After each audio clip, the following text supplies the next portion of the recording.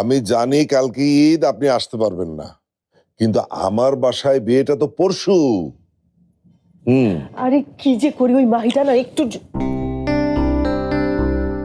ওই দিন আপনি কখন আসবেন আর কখন সব অ্যারেঞ্জমেন্ট আমরা করব বলেন তো? শোনেন, আপনি কালকে বিকালে একবার আসেন, আমরা সরাসরি কথা বলি।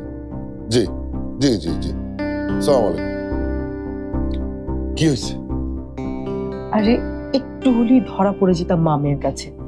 মাহি তো প্রায় বলেই দিচ্ছিল যে সেদিন আমি ওকে মেরে ফেলার নাটক করেছি। এই কথা শুনে যদি মেঘা বেঁকে বসতো, তাহলে এই বিয়েটা কি করে হতো বলতো? এই, তুমি নাটক করছিলে?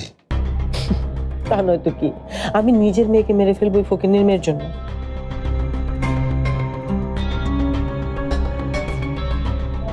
মেঘাকে ব্ল্যাকমেল না করলে ও বিয়েতে রাজি হতো না, আর আমরাও টাকাটা দ্বিগুণ পেতাম। দ্বিগুণ টাকা? এক ঢিলে দুই পাখি মরছে। রজনী ম্যাডামের মাথায় জিত চেপে গেছে, আর সে এই বিয়ের বিনিময়ে 20 লাখের জায়গায় 40 লাখ টাকা দিবে আমাদের। এই, এই তুমি এই কথা আমারে আগে বলনি কেন? নিজের মধ্যে চেপে রাখছিলে কেন? তোমাকে সারপ্রাইজ দিতে। এত বুদ্ধি তোমার কবে হলো জাহানারা বেগম?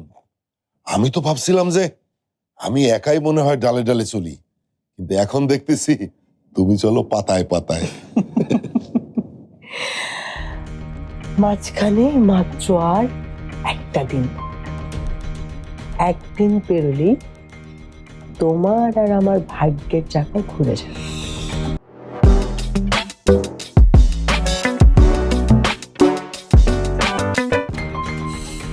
আর ওই মেঘা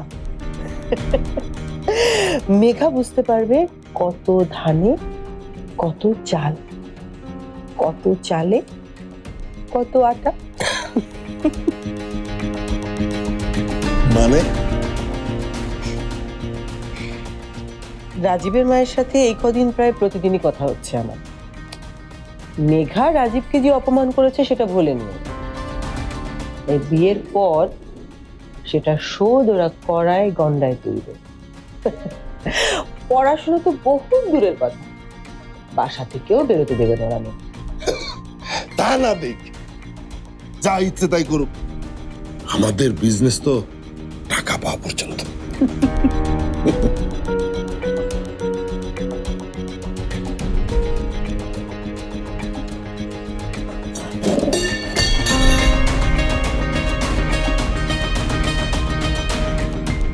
মায়ের আব্বু মনে হয় আমাদের কথা শুনে ফেলছে, এখন কি হবে?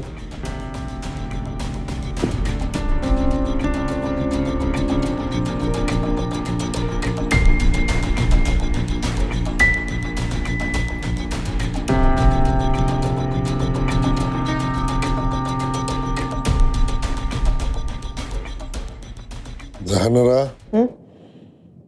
বড় তালাটা বের করো।